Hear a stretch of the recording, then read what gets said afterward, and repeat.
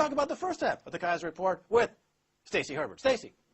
Hello, Max. Yes, there's the global deflationary spiral is happening around the world, and every single region of the world is basically in a different sort of part of the cycle.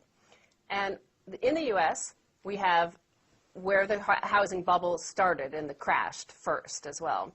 We have these headlines: Charlie Munger's pessimistic parable of financial ruin.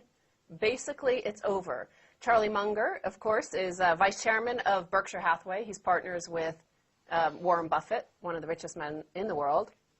And he's written a parable basically about the U.S. and likening it to a casino economy. The population became a population of Ponzi's. They turned over to speculating and gambling as a way to make a living. And it's basically all over. And the only way out is a new form of government, essentially. It sounds like they need to have a new Continental Constitutional Congress, or whatever they did back there in the 1770s, and create a new constitution. And the next two headlines, of course, relate to that. Austin plane crash reveals populist fury. Now, we all know about the plane crash by Joe Stack into the IRS building in Austin, but it reminded me of this photo that I found on the internet of a bombing of the J.P. Morgan Chase building in 1920. And now you will recall that in 1920 to 1921 was the biggest and fastest deflationary collapse ever, where like U.S. Retail wholesale prices collapsed by 38% in 1 year. So, you know, there was a lot of populist anger at that time, too. That's right. And that takes me to the final headline on the United States. Wait a minute. Let's talk about that for a second. So there was a huge crash in the American economy, 1920 to 1921. But there was no government need to get in there to try to massage the workings of the economy. And within 2 years, they had snapped out of it in the U.S. And yes, things were back on track, and you had the roaring 20s. That's right. So contrast that to the crash of 29, when suddenly the U.S. got involved in a lot of programs, like Barack Obama's getting involved in a lot of programs now. And so the recession/depression we can look forward to lasting a lot longer in America than if Obama just sat back and let the market, you know, be the market. Well, exactly. You see a lot of governments around the world following what they think are the lessons of the 1929 crash. And they're either having giant stimulus programs or all preparing for war, which you can see like in the UK and Argentina. It seems there's escalating tensions there, or the US and Iran. So who knows where that will lead. In Europe, they're attacking the casino operators. So, you know, many European banks, and, well, they bought all the casino chips on offer from sale from J.P. Morgan and Goldman Sachs and various other banks around the world. But the governments themselves also participated with these casino operators in hiding debt and all that sort of stuff. So now we have all these headlines: Spanish intelligence probe debt attacks blamed for sabotaging country's economy. So it was a debt attack that sabotaged the Spanish economy, not their own policies of encouraging housing speculation. Another headline related to this: Greek spies hot on the trail of CDS speculators who single-handedly destroyed Greece. Now, we contacted both the Spanish intelligence and Greek intelligence to comment on these stories, but they have not gotten back to us.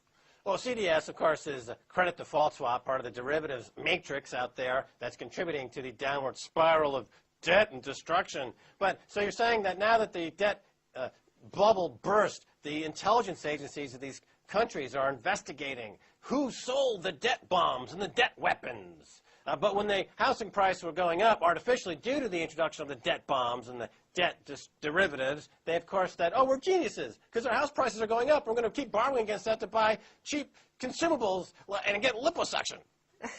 Well, actually, the Greek press names a speculator. So they've named John Paulson, who is a billionaire hedge fund manager. Apparently, he was recently in Athens with Goldman Sachs, who are the bank that sold Greece these fictional exchange rate credit swaps that help them hide their debt. So they would have been best to know whether or not Greece could possibly collapse. On the deck of 52 financial terrorists, John Paulson and who's the other one? Goldman Sachs? Goldman Sachs. They're the ace of clubs and the ace of diamonds of the financial terrorist trading pack of playing cards, y'all. all of these intelligence investigations into the debt attacks is not stopping the following headlines. Hedge funds shortest position ever against the euro. Oh, yeah. So this is from Societe Generale. They looked at all the data, and they said that 11.5 billion euros are short the euro. This is partially offset by a 4.4 billion long position, but this is a net short position of 7 billion euros. So the biggest ever. Yeah, well, these currencies are basically piñatas. So these hedge fund guys like John Paulson come around with a big stick. They whack the piñata of the euro trying to shake out all that money because they're financial terrorists. And then here's another headline regarding Spain. Spain's Fannie and Freddie starting to show dramatic deterioration. So What, Spain has a Fannie and Freddie? In other words, they've got a quasi-government organization to make all these bogus loans to the real estate market? That's exactly correct. It's a quasi-government body, Spanish Instituto Credito Oficiale. So this is it's ICO paper, it's called, which carries the full and explicit guarantee of the Kingdom of Spain, but they're trading more like a private corporation. They're trading at a spread comparable to Santander, for example, which is a Spanish bank. So this is not normal. The FT says that government guarantee means the paper should, we are told, be more expensive than non-guaranteed institutions like Santander. Look, the government paper is the next huge bubble to crash, isn't it? Because Wall Street created all this bogus amount of money to speculate and to make all these bets that they got bailed out with. But the bailout process meant that Wall Street transferred their bad debts onto the balance sheets of these governments in the U.S., all over Europe, in the U.K., and now the bad debts are still there, you know, festering and stinking up the joint. You know, they're going rotten. Like, you know, like imagine dead fish and Lindenberger cheese. Limburger? Am I saying that correctly? Gross. All rotting in a festering mass. That's the balance sheet of these central banks. Well, as these government debt markets collapse and as the governments are forced to cut back and introduce financial austerity measures. Austerity. You know, you're seeing more populist rage on the streets. And in Greece, you see them pretending that they're hiring the intelligence agencies to investigate the financial terrorism. Yeah. Here's my final headline on Europe. Head of Greek debt office replaced by former Goldman investment banker. So the very bank that arranged the fictional exchange rate derivatives is now being brought in to run their debt. I hate to do that because you can see how my hair is thinning. How's the sound when I'm doing that back there? Is the sound okay? Or is it crazy? Oh, no, the sound's terrible. Oh, my goodness, you're going to have to work that out in post. And finally, in Asia, now the casino is still in full operation there. Yeah. And everybody in the world is actually relying on China to bail out the entire global economy from the collapse of this Ponzi scheme. Oh, yeah. Here's a headline. Why this building proves that the next financial crisis will be in Shanghai. So apparently there's a metric whereby you can look at when the tallest building in the world, the new tallest building in the world is due for completion and pretty much coincides with the collapse of that economy. It happened in Dubai when the Burj Al Khalifa just recently opened. That's right. 2 weeks after the collapse of Dubai. That's right. And now the Shanghai Tower is apparently due to open early 2014. It's the economic phallus theory, that men who take control of the economy with speculative bets create these huge phalluses as homage to themselves, only to find that these huge structures collapse at the moment they're supposed to, you know, flower into some kind of economic growth. So another headline regarding China, China New Village makes Chinos see Dubai 1,000 times. Oh, yeah. As we were just talking about, the whole the sovereign debt crisis really began in Dubai when we saw the collapse of there. As I said on Russia Today. I was on Russia Today, and I said it was phase 2 of the whole global collapse was Dubai. I said that. Look it up on Google.